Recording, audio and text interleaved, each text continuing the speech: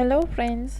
आज हम डिस्कस करेंगे रॉबर्ट फ्रॉस्ट की लिखी हुई बहुत ही famous poem stopping by words on a snowy evening. Robert Frost की जितनी भी पोएम्स होती हैं वो बहुत ही सिंपल लैंग्वेज में लिखी जाती है। कोई कॉम्प्लेक्स लैंग्वेज नहीं होती, तो इनको आप रीड करके ही एनालाइज कर सकते हैं कि वो क्या कहना चाहता है। रॉबर्ट फ्रॉस्ट बहुत ही ज़्यादा इंस्पायर्ड थे विलियम वर्ड्सवर्थ से। जैसे विलियम वर्ड्सवर्थ की पोएम्स थी बहुत ही सिंपल एंड रिफ्लेक्ट्स नेचर, ऐसे ही हमारी पोएम रॉबर्ट फ्रॉस्ट की लिखी हुई पोएम्स भी नेचर बेस्ड पोएम्स होती हैं मोस्टली, और बहुत ही simple and easy to understand language में लिखी जाती हैं। जो रॉबर्ट फ्रॉस्ट हैं वो बहुत इंस्पायर्ड थे विलियम वर्ड्सवर्थ से, इसलिए उनका वर्क काफ़ी सिमिलर है विलियम वर्ड्सवर्थ के वर्क से। रॉबर्ट फ्रॉस्ट को अमेरिकन विलियम वर्ड्सवर्थ भी कहते हैं, क्योंकि उनका वर्क काफ़ी ज़्यादा इंस्पायर्ड है विलियम वर्ड्सवर्थ से और काफ़ी सिमिलर है इसी वजह से। अब ये जो पोएम है इसके बारे में थोड़ा जानते हैं। ये जो पोएम थी ये 1922 में लिखी गई थी। 1922 में रॉबर्ट फ्रॉस्ट ने इसको लिखा था, लेकिन ये पब्लिश 1923 में हुई थी। ये एक कलेक्शन में पब्लिश हुई थी जो हैम्पशायर नाम से कलेक्शन थी, और इस कलेक्शन को रॉबर्ट फ्रॉस्ट को पुलिट्ज़र प्राइज़ भी मिला है, जो सिर्फ अमेरिकन्स को मिलता है।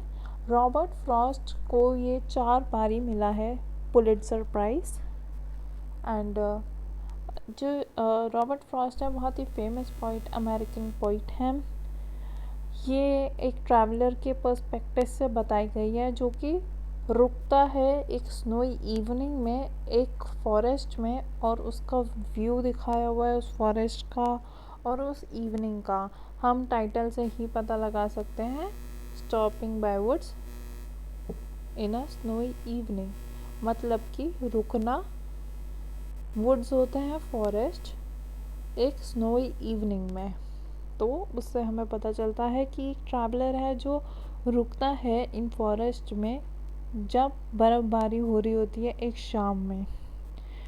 और ये जो हमारा राइटर है रॉबर्ट फ्रॉस्ट, ये क्लेम करते हैं कि उन्होंने ये पूरी पोएम एक सिंगल सिटिंग में एक रात में बैठ के लिखी है, जो कि बहुत ही मुश्किल काम है। हम इसका स्ट्रक्चर देख लेते हैं। जो ये पोएम है ये 4 पैराग्राफ में डिवाइडेड है, 4 स्टैंजा हैं इसके, और ईच स्टैंजा हैज़ 4 लाइन्स।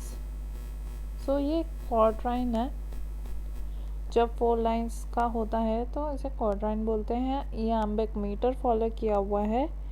और अगर हम इसकी राइमिंग स्कीम देखें तो ये बनती है A B A B B C B, और लास्ट में है D D D D। Deep, keep, sleep, sleep सारा सेम राइम कर रहा है।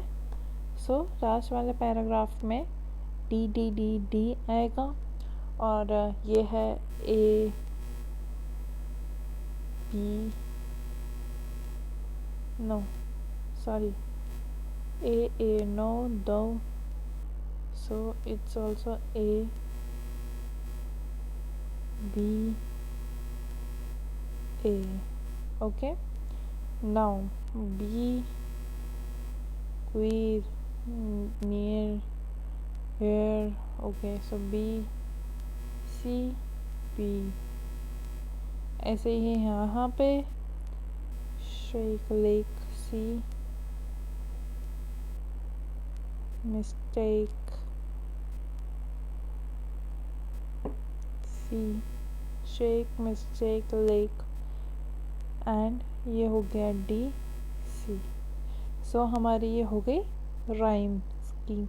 A B A first paragraph, second paragraph B B C B, next paragraph C C D C, and last paragraph D D D G. Okay, so let's start with the stanza wise analysis. Stanza 1. Whose woods these are, I think I know. His house is in the village though. He will not see me stopping here to watch his woods fill up with snow. So poet जो है हमारे वो travel कर रहे हैं, जो narrator है वो ही हमारा पोइट है और वो बता रहा है वो जहाँ से ट्रैवल करते हुए जा रहा है उसको रास्ते में ये फॉरेस्ट दिखता है और वो रुकता है उस फॉरेस्ट में और वो बोलता है कि ये जो हुज वुड्स मतलब फॉरेस्ट है वो किसके हैं। आई थिंक आई नो, ये whose woods these are, I think I know, ये जो फॉरेस्ट है आई थिंक मुझे पता है कि किसका है और वो कहाँ रहता है। वो कहता है कि उसका जो घर है वो विलेज में है और रिलैक्स फील करता है कि उसको कभी पता नहीं चलेगा कि मैं यहाँ रुका था और मैंने इस फॉरेस्ट को स्नो से फिलअप होते हुए देखा था। जो नरेटर है वो इस ब्यूटी को कंटिन्यू करता है वॉच करना, रिलैक्स फील करके कि जो हमारा ऑनर है इस फॉरेस्ट का उसको कभी पता नहीं चलेगा कि वो यहाँ रुका था और उसने ये ब्यूटीफुल प्लेस को स्नो से फिल होते हुए देखा था। बहुत ही ईजी था ना। चलिए अब हम नेक्स्ट स्टैंजा पे चलते हैं। My little horse must think it queer, queer मतलब strange, strange. My little horse must think it queer to stop without a farmhouse near. Between the woods and frozen lake, the darkest evening of the year. यहाँ पे जो हमारा narrator है, poet है, वो ये कहना चाहता है कि जो उसका घोड़ा है जिस पे वो ट्रैवल कर रहा था वो भी सोचेगा कि ये इतनी अजीब सी जगह पे क्यों रुका है जिसके आसपास कोई फार्म हाउस नहीं है, कुछ रुकने की जगह नहीं है। एक तरफ तो है जंगल और दूसरी तरफ है जमी हुई लेक। जो ये फ्रोज़न लेक है ये हमें बता रही है कि कितनी ठंड पड़ रही है कि एक लेक जो है वो फ्रीज हो चुकी है और दूसरी तरफ ये वुड्स हैं। और the darkest evening of the year, ये जो डार्केस्ट इवनिंग है डिफरेंट लोगों ने इसको डिफरेंट तरीके से प्रेडिक्ट किया है, लेकिन जो मोस्टली हम कंसिडर करते हैं कि ये डार्केस्ट इवनिंग मतलब है जो 21 या 22 दिसंबर को ठंड पड़ती है। आई मीन वो सबसे लंबी रात होती है, इसलिए इसको डार्केस्ट इवनिंग कहा है। सबसे लंबी और सबसे डार्क इवनिंग होती है 21 और 22 दिसंबर को पड़ती है। ये सबसे लॉन्गेस्ट वो होता है कोल्ड वेदर का डे विंटर सॉलिस्टिस का, इसी नॉर्दर्न हेमिस्फीयर में ये अकर करता है।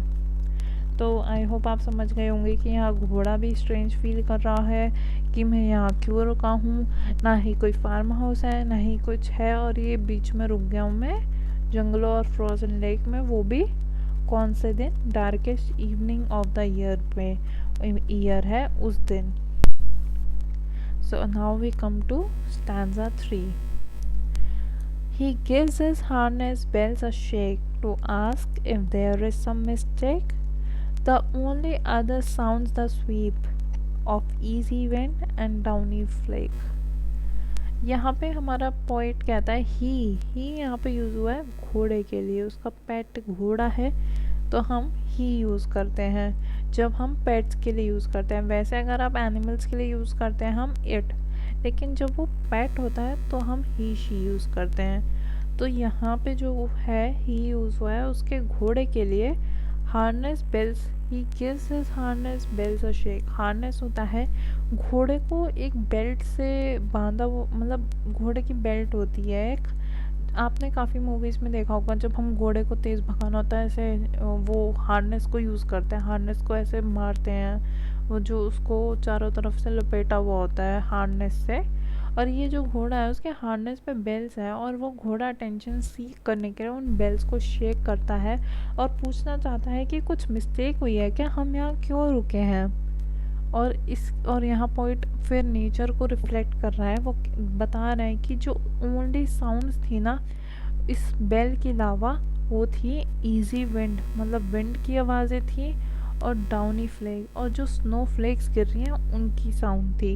तो मतलब 3 साउंड्स थी उसकी सराउंडिंग में सिर्फ, उस घोड़े की हार्नेस बेल्स की और हल्की ब्रीज विंड्स की एंड स्नोफ्लेक्स की स्नो की गिरने की आवाज़ थी. Now we come to the last paragraph, which is most important paragraph and very very important. It's like a conclusion of the poem जो हमें लाइफ से रिलेट करता है, सबकी लाइफ से रिलेट करता है. The woods are lovely, dark and deep, but I have promises to keep, and miles to go before I sleep, and miles to go before I sleep. यहाँ पे poet ने पहले तो वुड्स को define किया है. वुड्स की description में 3 वर्ड्स यूज़ किए हैं, 3 एडजेक्टिव्स हैं, लवली, डार्क एंड डीप.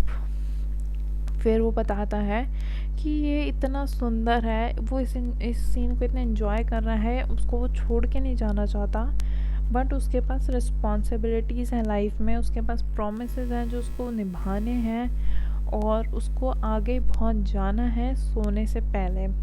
अब यहाँ पे जो इसने बताया है कि स्लीप जो यूज़ किया है, ये इसको हम डेथ से रिलेट कर सकते हैं. डेथ, जैसे कि कभी कभी हम लाइफ से इतने अपसेट हो जाते हैं कि हमें डेथ अच्छी लगने लगती है, लेकिन वो ये कहना चाहता है कि हम स्लीप तब तक नहीं कर सकते जब तक हम सारी अपनी रिस्पॉन्सिबिलिटीज़ फुलफ़िल नहीं कर लेते. ये सीन हमारे को अपनी रियल लाइफ से रिलेट कराता है कि हमें चलते रहना पड़ता है, हमारे पास इतनी रिस्पॉन्सिबिलिटीज़ होती हैं कि हमें मरने से पहले अपनी सारी रिस्पॉन्सिबिलिटीज़ निभानी पड़ती है.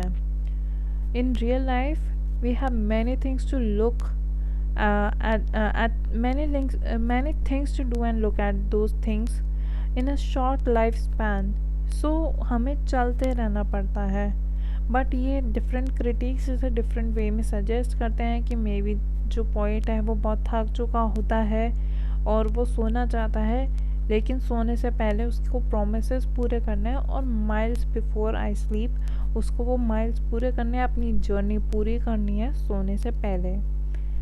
सो we can take it in any way, but I think अगर हम इसे रिलेट करें डेथ से तो हमें बहुत अच्छा मैसेज मिलता है अपनी लाइफ में कि हमारी लाइफ कैसी है रियल लाइफ, कि मरने से पहले हमें अपने टास्क पूरे करने पड़ते हैं. ये एक लाइफ को रिफ्लेक्ट कर रहा है, एक रियलिटी दिखा रहा है.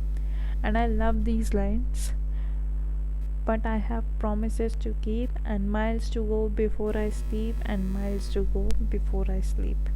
Thank you so much. If you like my explanation and analysis of the poem, please like, subscribe and share and be with me for more such videos. Thank you.